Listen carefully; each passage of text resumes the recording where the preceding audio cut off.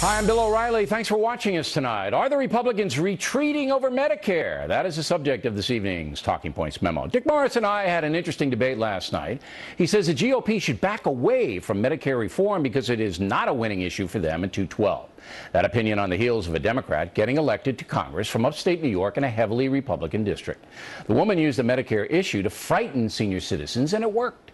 Now, I disagree with Morris that Republicans should back off from reforming Medicare and other entitlements. The GOP has to be strong in saying the national debt driven by entitlements and wasteful spending is putting America in grave danger. Apparently, Bill Clinton knows that. Listen to this back and forth with Congressman Ryan, recorded by an ABC News camera. I'm glad we won this race in New York, but I hope the Democrats don't use it as an excuse to do nothing. My guess is it's going to sink into paralysis is what's going to happen. And you know the math. I mean, it's just, we knew we were putting ourselves out there, but you got to start this. You got to get out there. You got to get this thing moving.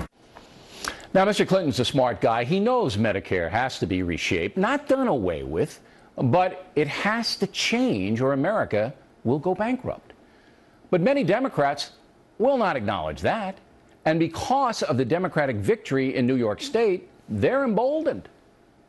For the last 2 years, the Republicans have been lambasting Barack Obama, who is right in the middle of the political spectrum, a mild liberal, as being a wild-eyed socialist. Well, there ain't anything that he has proposed that is purely socialistic as our Medicare program, a single-payer program run by the government.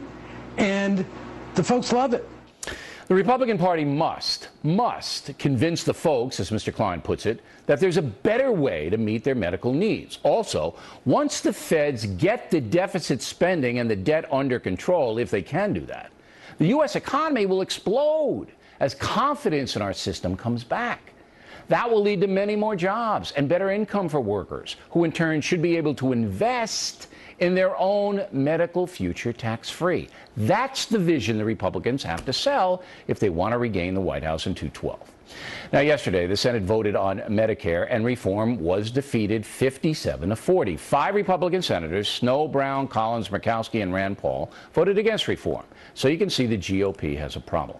But as Talking Points stated last night, America's debt is the most vital issue facing we the people. And you can't get the debt under control until you figure out Medicare. And that's a memo. Now for the